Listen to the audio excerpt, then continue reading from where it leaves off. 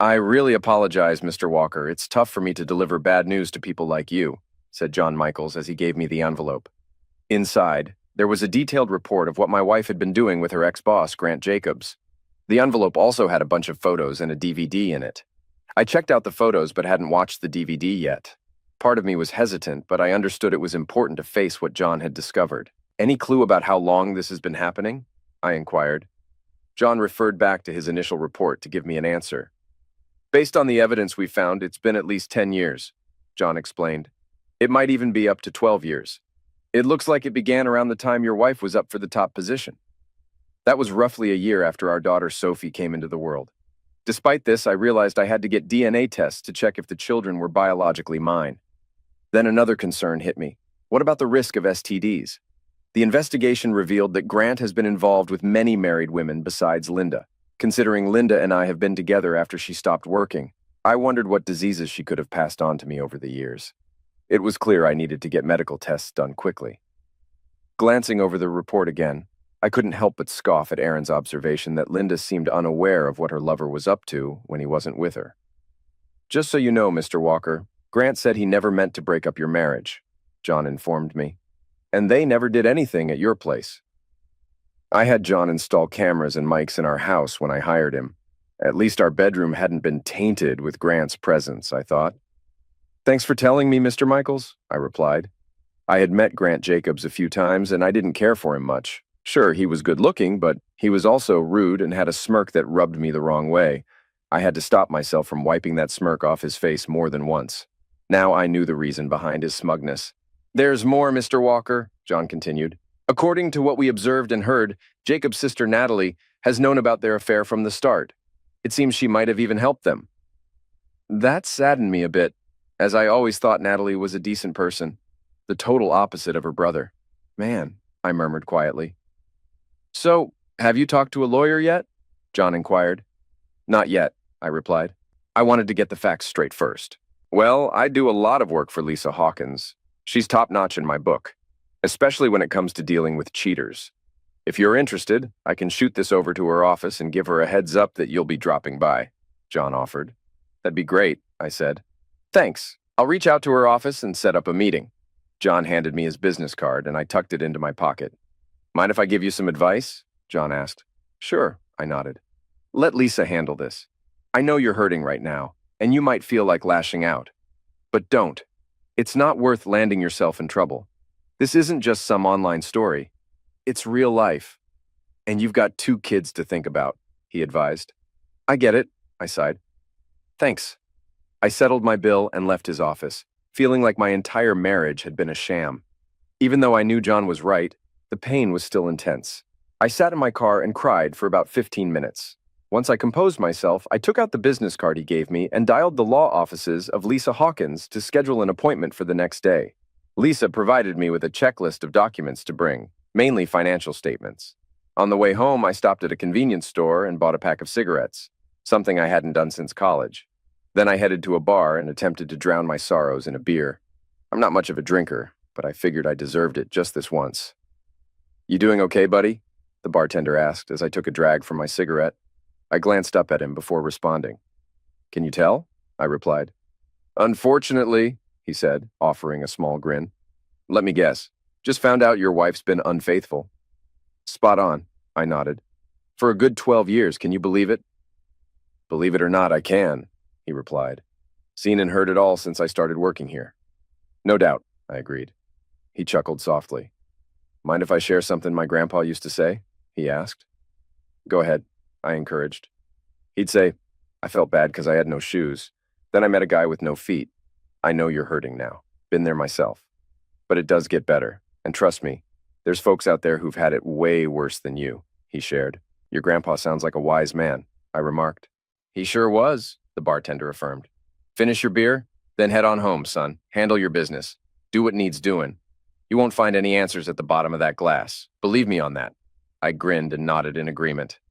Deep down, I knew this seasoned bartender was speaking the truth. As I sipped my beer, I pondered. Never would have thought Linda would cheat on me. Over the years, there were small signs, nothing conclusive alone. But when I pieced it all together, it made sense to me. Take, for instance, after our second kid, Sophie, was born, I got a vasectomy.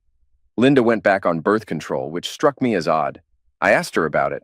Why use birth control when I'd already taken care of things? She gave me a story about being extra cautious and how the pills regulated her period.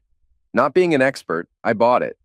Then, when she landed that job and started traveling with Grant, I noticed her attire wasn't exactly businesslike. She hinted that entertaining might be a big part of her new role when I asked her about it. It became clear to me that she was entertaining Grant. It seemed like a significant aspect of her new job. Pun intended. I would often call her in the evenings when she was away. I found it odd that she was always in her room when I called. But there were moments when I thought I heard a man's voice nearby. Sometimes I heard Linda's voice break as she spoke. At the time, I couldn't explain it. But if Grant was touching her or having closeness with her while she talked to me on the phone, that would make sense. There were occasions when I noticed the faint scent of Grant's aftershave on Linda's clothes when she returned home. I recognized it because I smelled it on him every time we met, and it made me almost sick. I could only imagine that happening if she was in close contact with him. Then there were the Friday afternoons she supposedly worked after retiring. My special skills are still needed, so they've kept me on for one afternoon a week, though I might have to travel sometimes, she explained when I inquired. It's just business, she added. Now I realize her special skills involved more intimate activities, and it was far from just business. To make matters worse, her one afternoon a week turned into 2 or even 3, and she often didn't get home until 9 or 10 p.m. Her occasional trips increased from once a month to 2 or 3 times, often spanning the entire weekend. So much for retirement. All of this unfolded in just the past 4 months. Linda's behavior towards me hadn't changed at all. She was still just as kind and affectionate as she was when we first got married. She seemed to enjoy spending time with the kids and me at home, which was a welcome relief because I had taken on most of the childcare duties due to her hectic schedule. I've been grappling with this issue for a while now, so I decided to hire John's investigative firm to look into what Linda's been up to. And now, my worst suspicions have been confirmed. The only thing left to figure out is how to divide everything. If it had been a one-time mistake made under the influence, I might have been able to forgive and move on. Sure, I would have been angry, but it wouldn't have been a deal breaker. But this was a deliberate, ongoing betrayal that lasted over a decade. And now, it was time for someone to be held accountable. I stubbed out my cigarette, finished my beer, and left, giving the bartender a nod and a generous tip for his time. When I got home, I noticed Linda's car in the garage. Frankly, I was surprised to see her there. I closed the garage door and went inside, taking off my jacket and heading for my home office. Linda caught me on the way and immediately noticed the smell of cigarettes and beer. "You've been smoking," she said, her brows furrowed. "And I smell beer. Is everything okay, John?" "No, to be honest, it's not. Today has been one of the worst days of my life," I replied. "What happened? Did something terrible happen?" she asked, seeming genuinely concerned, though I couldn't help but wonder if it was genuine. "Something," I replied. "I'm going to spend the evening in my office. I don't think I'll be good company tonight. Is there anything I can do, sweetheart?" she asked. "Yeah," I thought. "Undo what you've done." "I'm afraid there's nothing you can do," I said. "By the way, John, I'll be away this weekend, starting Friday," she mentioned. It was only Tuesday, and she's already telling me she's leaving for another weekend. "Again? What? Again? Didn't you just go on a weekend trip?" I questioned. "Yes, but something came up," she explained. "It's just business, you know." "I see," I replied sarcastically. "What about Sophie's birthday party?" "It's this Saturday." "I know," she acknowledged, "but I can't avoid this. Could you please explain to her why I won't be there? Please?" "I'm not covering for you anymore," I told her firmly. "You missed Aaron's birthday and our anniversary last year. You can explain to our daughter why you'd rather be on a trip with Grant than celebrating her birthday here." Linda wasn't pleased with my response and let out a heavy sigh before speaking. "John, please, you're being unreasonable," she protested. "No, Linda," I persisted. "You supposedly retired months ago after your company was sold, but you've been away so much that I can't help but wonder what's really going on. Is there something you want to tell me?" "What are you implying? Are you accusing me of having an affair?" she retorted defensively. "How would you feel if the roles were reversed?" I countered. She seemed to ease up a bit after that. "I see your point," she conceded. "But trust me, it's just business." "That's what you keep saying," I responded. "Now, if you'll excuse me, I have things to do. Please don't interrupt me. You'll have to take care of the kids tonight." I retreated into my home office, shutting and locking the door. I heard Linda attempt to open it. John, she called out. Please, John, talk to me. Leave. Me. Alone, Linda. I gritted through my teeth. I'm busy. I heard her walk away and began gathering the information Lisa had requested. Then I turned to the evidence John had provided. As I read the report, it was hard to believe this was the woman I had loved and supported for the past 12 years. I put on my headphones and started the DVD. Unless you've been in my shoes, you can't understand the mix of emotions when you see the person you love giving themselves to someone else willingly. I didn't care how John got those videos. All I knew was that any love I once had for Linda was now gone. As I watched her with Grant on the screen, I swore to myself that I would never touch her again. I listened to their conversation. Are we still meeting up this weekend? Grant asked as he held her. Of course, Linda replied with a smile. You know I can't go too long without having you inside me. What about your daughter's birthday party? Isn't that this weekend? He inquired. Yes, but John will handle it, she said. He's better with the kids than I am. Besides, if I have to choose between dealing with a bunch of bratty girls or being here with you, I'd rather be with you. You know I enjoy having you here, Linda, but I'm worried he might start getting suspicious, Grant expressed.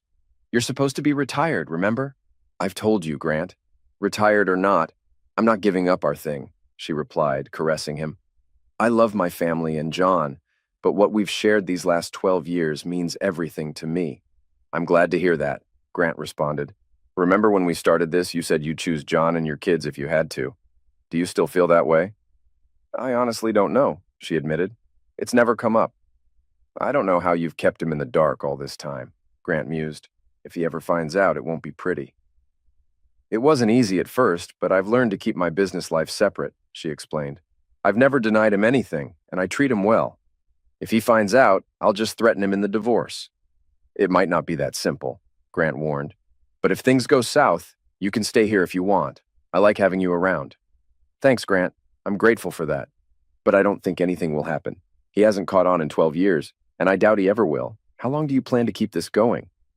As long as I can. Maybe for the rest of my life, she declared. I thought to myself, maybe you'll get your wish as I closed the video.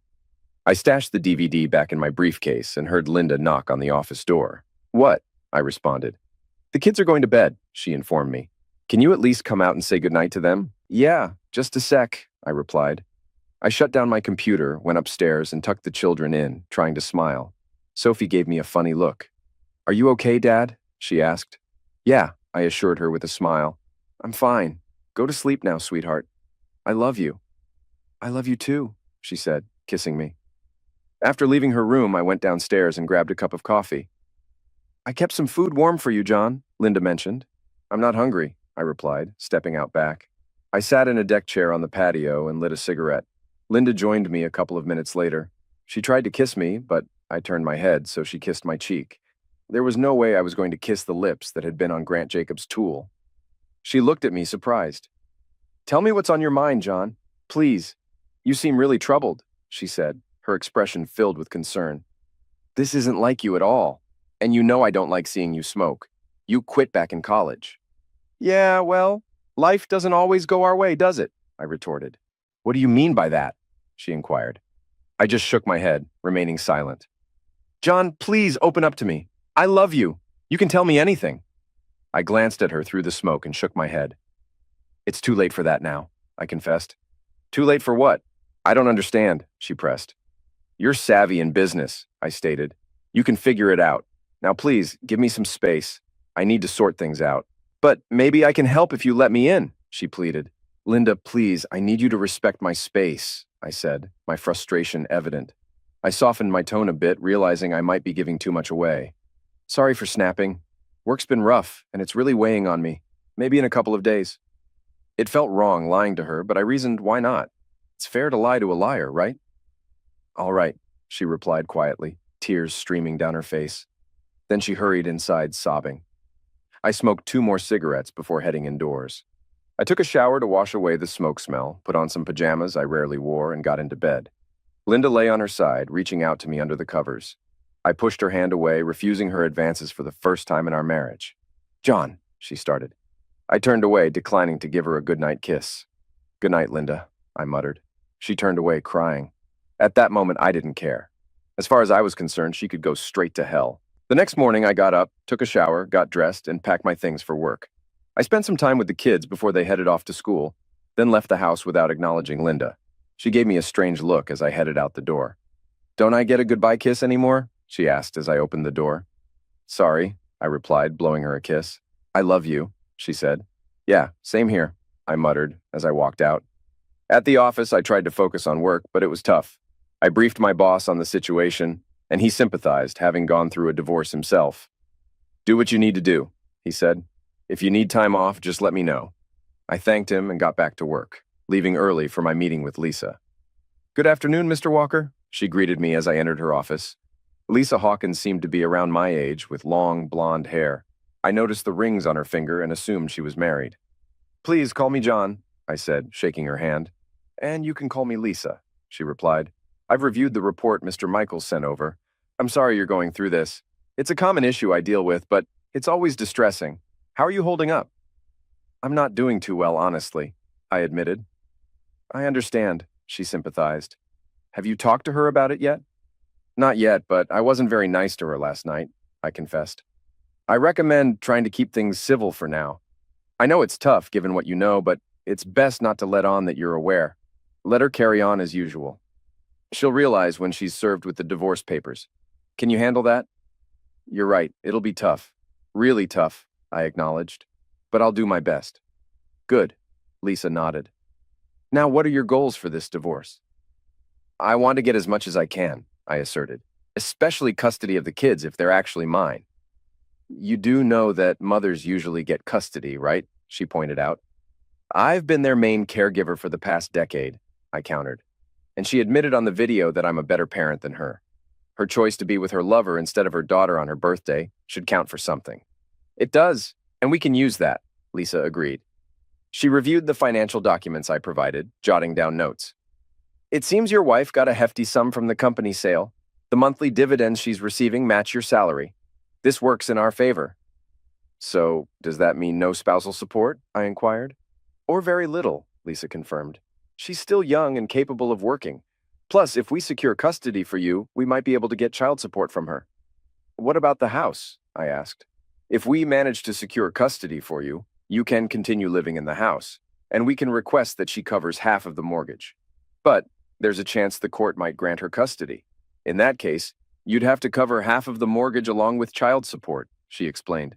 "The only other option would be to sell the house and split the proceeds between the two of you." "What about our retirement and bank accounts?" I inquired. "We can simplify things by leaving retirement accounts out of the equation.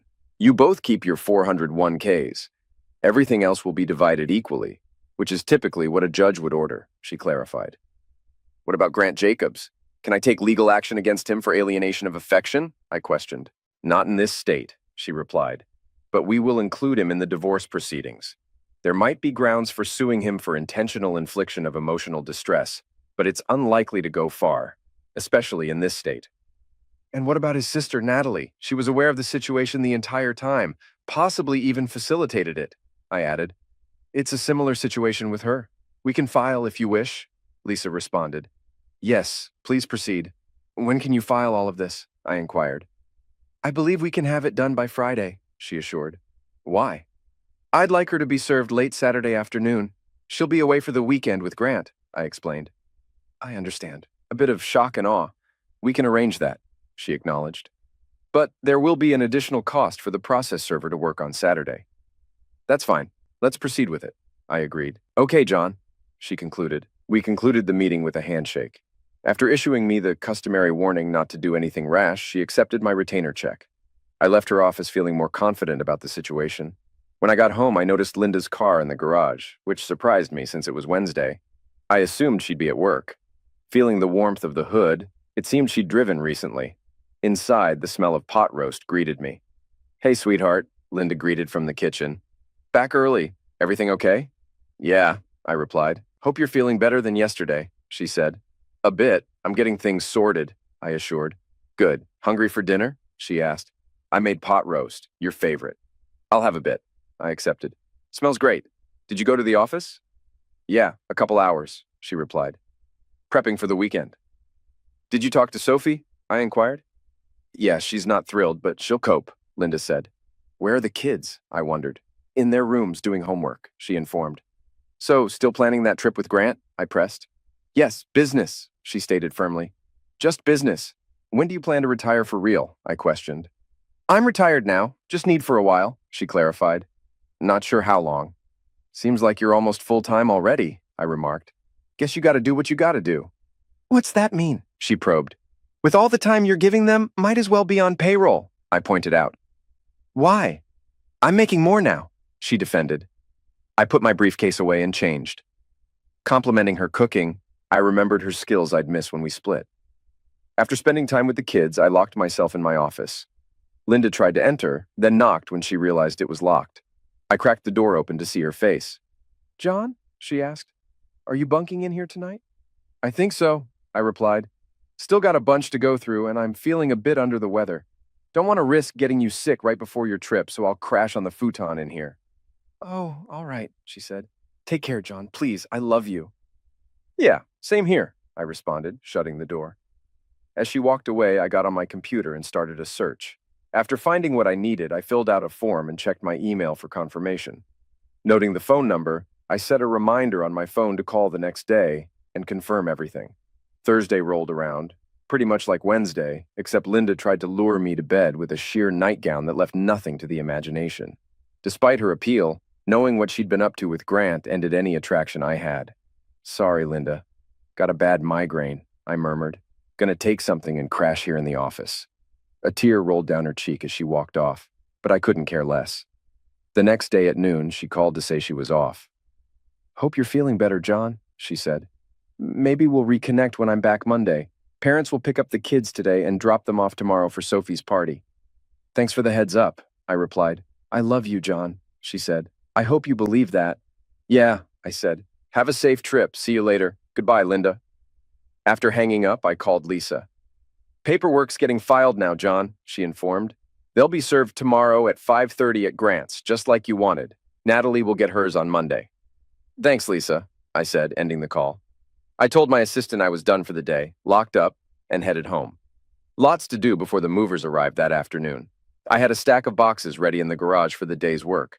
At 5 p.m., the movers showed up with their truck, just as I finished packing everything. While they loaded up, I worked on altering Linda's wedding dress. After I was done, I put the ashes in a paper bag, sealed it with a note, my wedding ring, and our torn marriage certificate inside an envelope, and handed it to one of the movers. I asked them to deliver it to Linda at Grant's house the next day at 5:30 p.m., along with two $50 bills as tips. I'll make sure this gets to her, the young man assured me. Thanks, I replied. Later, I heated up some leftover pot roast and ate in the living room while watching TV. I slept well in the master bed that night. The next day at noon, Linda's parents arrived with the kids. I'd been up early preparing for Sophie's birthday party in the backyard, set to start around 3 p.m. Linda had ordered a cake, which I picked up earlier and stored in the fridge. You've been busy, Linda's mom remarked when she walked in. I didn't have much choice, I replied. Hopefully, everything goes smoothly. The kids will enjoy it, she reassured. Sophie mentioned Linda wouldn't be here, I mentioned. Yes, she did, Linda's mom confirmed. I can't believe she'd miss her own daughter's birthday. She paused, looking at me intently. Is everything all right between you two? No, it's not, I admitted. I hate to break it to you, but you'll find out soon enough. I'm divorcing Linda. What? Her dad exclaimed. Why? I found out she's been having an affair with her boss for the last 12 years, I disclosed. In fact, that's where she is right now. Oh my God, her mom gasped. Are you sure about this? I've had my suspicions for a while, especially after Linda's so-called retirement, I explained. About a month ago, I hired an investigator to dig deeper. I've got a detailed report, photos, and even video evidence if you're curious. No need for that, she declined. And you're certain you can't forgive her? Absolutely, I affirmed. Not after all this time. I'd like to see that report, George chimed in. I can't believe she'd do something so foolish.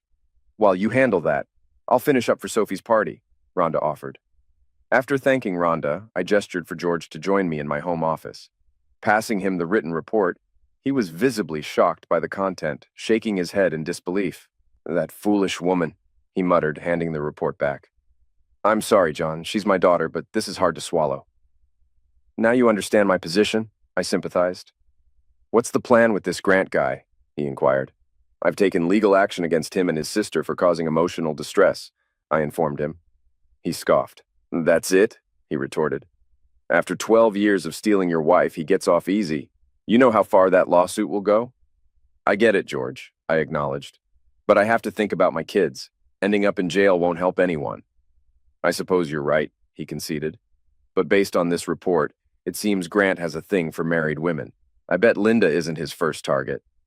Probably not, I agreed. Let me handle this jerk, George suggested. He's not worth you going to jail for. He's not worth it, I agreed. Here's an idea, John, George proposed. Let me handle that jerk. I won't let you risk going to jail over him, I assured him. No need to fret, son, George reassured me. Nobody's getting locked up. George was a burly man used to physical work. I'd met some of his co-workers, equally imposing figures who watched out for each other. What's your plan? I inquired. The less you know, the better, George replied with a wink and grin. All right, if you say so, I agreed. He grinned and gave my shoulder a hearty slap. Come on, John, let's go enjoy some time with the kids, he suggested. We headed outside to find Rhonda had everything set up for Sophie's party. When Sophie came down, her eyes lit up at the sight. Thanks, Daddy, she beamed, hugging me. This is awesome. I wish Mom could see it. Me too, I admitted. But we'll take plenty of pictures for her, okay? Okay, she agreed. I fired up the grill, cooking burgers and hot dogs for everyone. Around 4:30 p.m., the doorbell rang, signaling the beginning of the festivities. Over the next half hour, Sophie's friends arrived with their parents, all eager to join the fun. Among the last to arrive were Natalie and her husband Ralph, with their daughter, Denise. After welcoming them inside, I directed Denise to the backyard where the party was in full swing. Offering Natalie and Ralph drinks, I made conversation. I'm surprised to see you here, Natalie. Wasn't there a big business trip planned? I asked. That's Linda and Grant's gig, she clarified. I'm just providing support at the office. I see, I replied. Is everything okay between you and Linda? Natalie inquired. Why do you ask? I countered. You're not wearing your wedding ring? She observed. I glanced at my finger, realizing the absence of my ring. I returned it to her, I disclosed. Maybe Grant will have better luck keeping her loyal than I did. What's that supposed to mean? Natalie pressed. Come on, Natalie, I interjected. Don't sugarcoat it. I know your brother's been seeing Linda for over a decade. You both did a great job of fooling me all this time. John, please, Linda still cares about you, Natalie insisted. Yeah, so much that she kept lying to me for 12 years. I feel so cherished right now, I retorted sarcastically. What's your plan? Natalie inquired. What do you think? I'm kicking her to the curb. She and Grant will be served soon, I replied, glancing at my watch. Served? Natalie questioned. Yes, Linda's getting divorce papers, and I'm taking Grant to court. You'll be served on Monday, I informed her. Me? Why are you suing me? I haven't done anything, Natalie protested. Exactly, I shot back. You knew what they were up to for years. My investigator even thinks you might have helped. And all the while, you acted like my friend. You could have spoken up. But you didn't. How many times have you sat in my home, eaten my food, knowing what Linda was doing with your brother? Did you enjoy making me a fool? Now my family's torn apart, and you're partly responsible. Because of you three, I'll never trust another woman again, and my kids lost their mother. I hope you're satisfied. I'm not happy about this, John, Natalie insisted. I'm sorry. Sorry's not enough, Natalie, I countered. You all conspired to wreck my family for 12 years. You didn't care how it hurt me or my kids, and now you've succeeded. That's not how it went down, Natalie defended. Really? Was it just business between you? I challenged. At first, yes, she admitted. It was Grant's idea. Linda went along because she wanted the job, but she wasn't happy. Things changed over time. So even after she sold her company and said she retired? I queried. That was all her decision, Natalie clarified. I thought it would stop, but Linda kept it going. Then she made a bad choice, I remarked. But you still played a part. I'm really sorry about that, John, Natalie apologized. None of us meant to hurt you. But you did, I stated, in the worst way possible. It's best if you gather your family and leave my house, Natalie. She nodded in understanding. I get it, John, she responded softly before heading out. Oh, and Natalie, I called after her. She turned back to me. Don't ever come back. She wiped away a tear and left to find Denise and Ralph. Linda and Grant were lying naked in bed when her phone buzzed, signaling a new message. Assuming it was John sending photos from Sophie's party, she quickly checked it, only to read a text from Natalie. He's on to us. Oh, damn, she blurted out. What's wrong? Grant asked. It's Natalie. John knows everything, Linda explained. I should clean up and head home. Is that a good idea? Grant questioned. Yes, Linda affirmed, throwing on a bathrobe and getting out of bed. Just then, the doorbell rang. Who could that be? Grant wondered aloud, peering out the window to see a sedan and a moving truck in the driveway. He hastily put on some clothes and a robe, with Linda following behind. Upon opening the door, they were met by a man in a light jacket. What's up? Grant inquired. Are you Grant Jacobs? The man asked. Yeah, Grant replied. And is Linda Walker here too? That's me, Linda confirmed, stepping forward. I'll need to see some ID, the man requested. Why? Grant questioned, reaching for his wallet. The man silently checked Grant's license before handing him an envelope. You've been served, the man informed him. Then turning to Linda, he requested her identification. Sure, Linda complied, retrieving her wallet. After inspecting her license, the man handed her another envelope. You've been served, he stated, and there's a restraining order included. You both must stay at least 500 feet away from Mr. John Walker, his home, his workplace, and his children's school. Violating this order could lead to your arrest. Have a good day. With that, he departed, leaving Linda and Grant stunned as they exchanged looks. Excuse me, is Linda Walker here? Asked another man in jeans and a t-shirt. Yeah, that's me, Linda replied. The man handed her a paper bag with an envelope attached, leaving her puzzled. I was told to deliver this to you, ma'am. I've got some other boxes, too, the man explained. Where should I put them? Grant and Linda exchanged a look before Grant spoke up. Just leave them in the front room for now, he instructed. Thanks, sir, the man said, heading back to the truck. As they watched, the men brought in several boxes and stacked them in the front room as directed. Meanwhile, Linda opened the envelope. Inside, there was a man's wedding ring, a note, and her torn-up marriage license. Tears welled up in Linda's eyes as she read the note. Linda, the typed note began, I've done nothing but love and support you throughout our marriage. Imagine my shock to find out you've been having an affair with Grant Jacobs for the past 12 years. This is how you repay my love, by lying and cheating. You always claimed it was just business, but now I see it was much more than that. I hope it was worth it. I suggest you see a lawyer as soon as possible. I've already divided our finances according to the divorce papers and changed the locks on the doors. Since I've been the main caregiver for the kids since you started your affair with Grant, I'm asking for full custody, but I won't deny you visitation. Have your lawyer get in touch with mine to arrange it. Also, since Grant said you could stay with him, I've sent all your stuff to his place. If there's anything else you want from the house, have your lawyer talk to mine, and we'll sort it out. I don't want to see you or hear your lies anymore. Please stay away from me and the kids. If you try to reach out, I'll enforce the restraining order. Don't make the divorce harder than it needs to be. I don't want it to get ugly, especially for the kids, but I will if you push it. Just so you know, I have evidence from a private investigator who's been watching you for the past month. I haven't told the kids why we're divorcing yet, but I will when the time is right. Your parents know some of what's going on, but not all of it. It's time to do the right thing and end this fake marriage. As of now, Linda, you mean nothing to me. Goodbye. Signed, John. Tears streamed down Linda's face as she opened the paper bag and found the ashes of her wedding gown, the same one she wore when she married John. She collapsed on the floor, crying. Grant held her and read the letter. That jerk, he said. I'll confront him for this. No, Grant, please don't. I don't want you getting into trouble because of me. This is my mess, she said. What did you get? He's suing me for causing him emotional distress, Grant said. He's asking for $5 million. I'll talk to my lawyer to see what we can do about all this. I wonder if he's going after Natalie too, Linda said. Let's find out, Grant said, dialing his phone. If he is, we need to meet and figure out how to handle this mess. After the birthday bash ended, I thanked everyone for joining and for the presents. Looking around at the chaos, I knew cleanup would keep me busy for a while. Sophie approached, tears welling up. What's wrong, honey? I asked, embracing her. I just wish Mom could have been here, she sniffled. I miss her. Yeah, me too, I sighed. But she had other plans. Sophie's expression turned sad. Are you and Mom splitting up? She asked, tears streaming down her cheeks.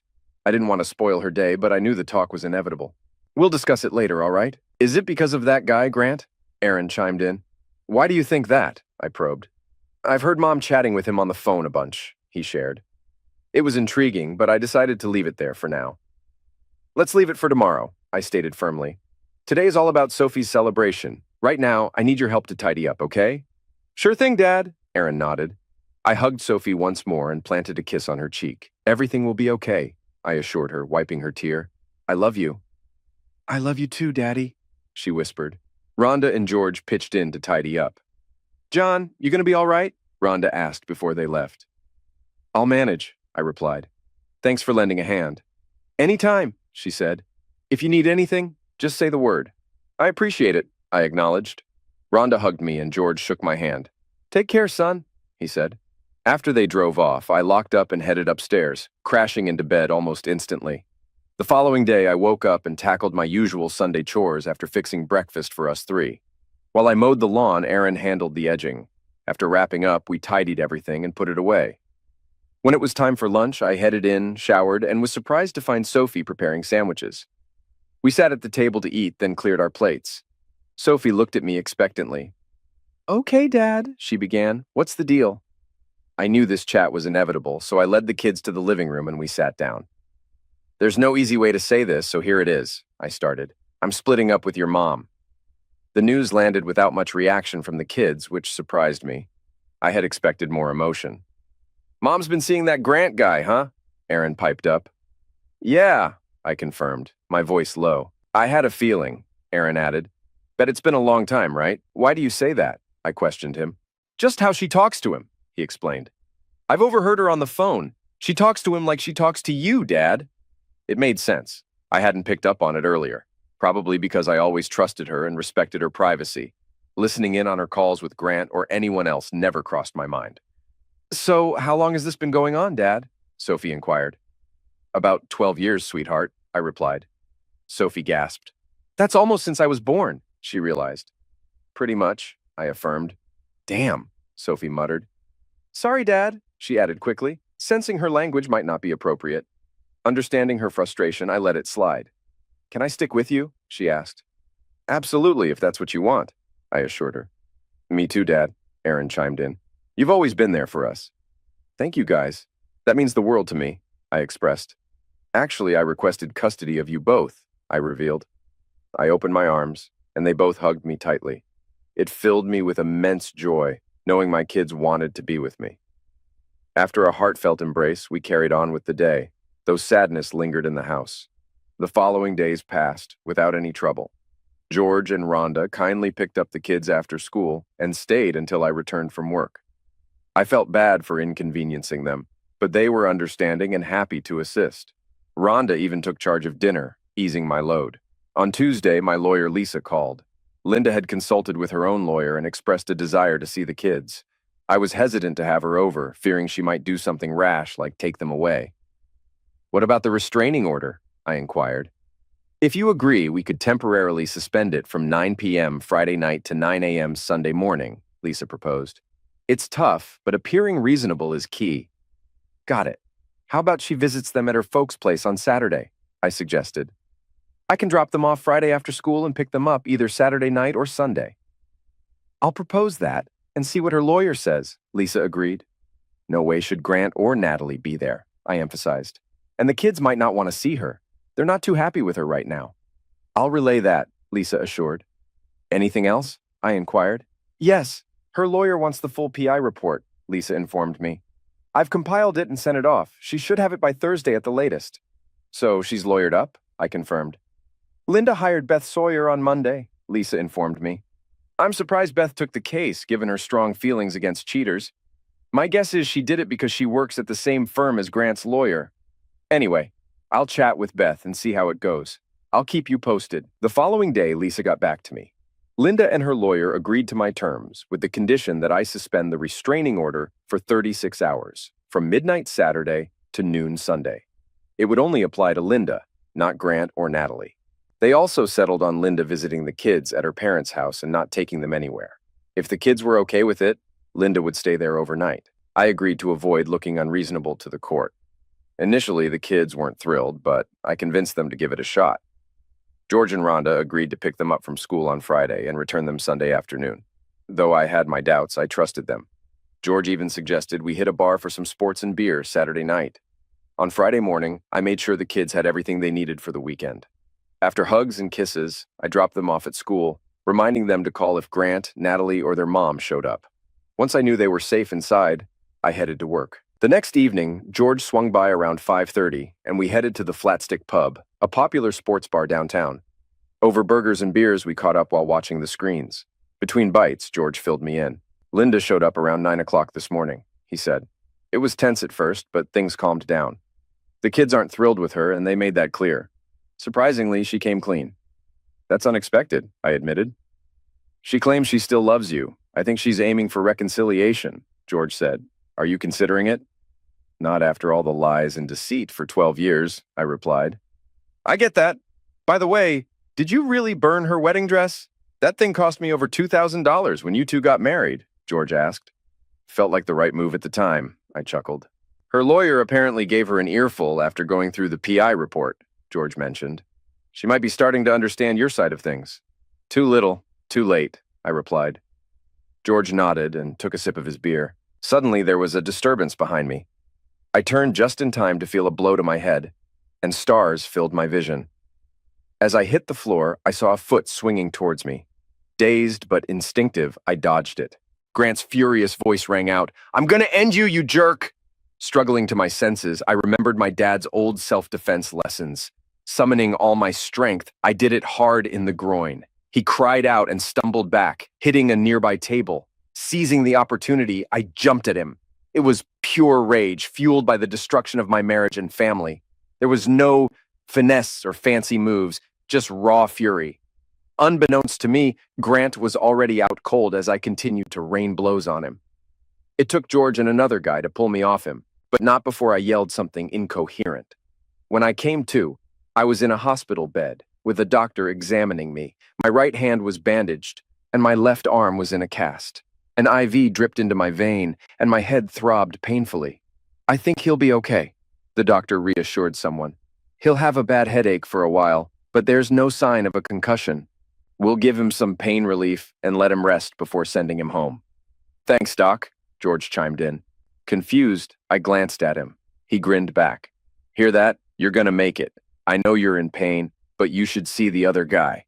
Word is, he's gonna lose a testicle, got some teeth knocked out, and almost lost an eyeball. Seems you busted a knuckle on his jaw. That was Grant, right? Yeah, I rasped. How long have I been here? Since last night. It's now 8:30 Sunday morning, George replied. Oh, and there are a couple of big cops outside who want to have a chat with you. Ready for that? Might as well get it done, I muttered. George motioned to the officers, and they entered the room. Mr. Walker, I'm Sergeant Smith, and this is Officer Jones. We responded to the incident at the Flatstick Pub last night. How are you feeling this morning, sir? Smith inquired. Like I got smacked upside the head, I admitted. Smith nodded and checked his notes. What can you tell us about last night? He prompted. Not a whole lot. I was just having a burger and beer with my father-in-law here, and suddenly I'm getting hit, I recounted. The guy threatened me, so I had to defend myself. Smith glanced over his notes. That's pretty much what the witnesses said, and the surveillance video backs it up. Do you know the man who attacked you? Smith asked. Yeah, his name's Grant Jacobs. I've got a lawsuit against him, and he's part of my divorce proceedings, I explained. Divorce? The sergeant queried. Yeah, I confirmed. Got it, he noted in his pad. So you want to press charges? Yes, definitely. And there's also a restraining order against him, I asserted. All right, we'll look into that. Just so you know, it's probably best if you stay in town for a bit, in case we need to talk to you again, Smith advised. No worries, Sergeant, I assured him, raising my hands. He nodded with a smile before they exited the room. Once they were gone, Rhonda, Linda, and the kids entered. Why is she here? I asked, glaring at Linda. My restraining order doesn't kick back in until noon, Linda explained. I thought you'd be with your boyfriend, I remarked. She glanced down, feeling embarrassed. I wanted to see you first, she admitted. Besides, Natalie's with him, and he's still recovering. I nodded, and the kids clustered around me. Sophie's eyes welled up. Will you be okay, Daddy? She asked. I'll manage, sweetheart, I assured her. I heard you really gave Grant a beating last night, Aaron chimed in with a grin. That's the talk, all right, I acknowledged, glancing at George. But it's nothing to boast about. You catch my drift? Got it, Dad, Aaron affirmed. Are you all right, John? Linda inquired. He's going to be fine, Sophie reassured her mother. We'll take good care of him, won't we, Aaron? Yeah, we got this, my son affirmed. Linda glanced at our teenage kids before speaking. If it's okay with you guys, I'd like to chat with your dad alone for a bit, she requested. They glanced at her briefly before nodding. Sure thing, Sophie agreed. But we'll be right outside. Come on, Aaron, she urged, reaching for her brother. They exited the room, trailed by George and Rhonda. John, Linda began once we were alone, I can't express how sorry I am about everything. Well, like I told Natalie last Saturday, a sorry doesn't even begin to cover it, I replied. You lied to me and cheated on me for what, 12 years? And you think sorry is supposed to make it all right? Was I that terrible of a husband? All I did was love and support you. I don't get it. You are the best husband and father, she said sorrowfully. But even that wasn't enough for you, was it? It's not like that, she protested. Really? That's how it looks from where I'm standing, I countered. You don't understand, she insisted. Then help me understand, I pressed. At first it was just a way to secure my job, she explained. Grant made having closeness with me a condition for getting the position. It's illegal. Why didn't you come to me first? We could have taken action. Oh, I see. You wanted that job so badly that you thought sleeping with Grant was a small price to pay, even if it tore our family apart? I made a pact with the devil, basically, she admitted. So now you're pointing fingers at the devil? I scoffed. Give me a break. The reality is you craved that job so much you were willing to sleep with him for it, even if it meant losing everything. Remember your old mantra? It's just business? Tell me, Linda, where does tearing our family apart fit into your bottom line, huh? What I'm curious about is why you kept it going after you supposedly retired. That was my fault, she admitted. I guess I reached a point where I thought I could have it both ways. You have feelings for him, don't you? That's why you kept at it. How long did you plan to keep it up? Forever? Did you really believe I'd never find out? Or did you expect me to just accept it once I did? And remember, I know more than you think, I reminded her. Yeah, I started to care for him, she confessed. It was tough not to after all those years. I thought you loved me enough to let me have this. I tried my best not to let it affect you. Are you serious? I exclaimed. Every moment you spent with him took away from us. Surely you recall the concept of opportunity cost. The loss of potential gain from other options when one is chosen. You chose him over your family. Consequently, you lost your family. But I still love you, she insisted. I've never stopped loving you. But you lost respect for me, I countered. She looked stunned. No, never, she protested. Yes, you did, I insisted. That's why you told him you'd be with him for life and threatened to harm me in a divorce. Her eyes widened. You heard that? She gasped. Yes, and more, I affirmed. For instance, you told Grant you'd rather spend time with him than with your own daughter on her birthday. What kind of mother does that? What kind of message does that send to a vulnerable teenager? Did you even think about her, or about Aaron when you missed his birthday last year? She flinched at that. I suppose I just fail as a wife and a mother, she murmured softly. That's your interpretation, not mine. But if it applies, I shrugged. Oh, and I'm sure your partner in crime will be relieved to know I can't chase him down for child support. Had DNA tests done, and the kids are mine. She stared at me, stunned. Wow, you actually thought I'd do that to you? She exclaimed. Well, you lied to me for 12 years, I stated. You schemed and tricked me all that time, hiding your affair. What else would I think? Oh, and you might want to know, I haven't picked up anything from the two of you. You might not realize it, but Grant likes to play the field. You're not his only conquest. I suspected, but I wasn't sure. What's next? She inquired. Sign the papers, Linda. End this fake marriage. Then get help and sort yourself out. For the kids' sake, I urged. You'll likely have plenty of time. I bet Grant's going to be a resident of the state for a while. You're probably right, she conceded. Okay, I'll sign the papers. I'm sorry, John, for everything. You already said that, I reminded her. I guess I did, huh? Well, thanks for letting me spend time with the kids this weekend, she acknowledged. No problem, I replied. I know you doubt it, but I do love you, she confessed. And I wish you could find a way to forgive me and give us another shot. You're right, I don't buy it, but thanks for saying it, I responded. I suppose a part of me will always care for you too, but it's not enough. I need to trust my partner, and after what you did, I'm not sure if I can trust anyone again. She nodded silently. tears streaming down her face. I understand, she whispered. Goodbye, John. She gave me a kiss on the cheek before leaving the room in tears. George, Rhonda, and the kids entered afterward. Everything okay, son? George inquired. Yeah, I replied.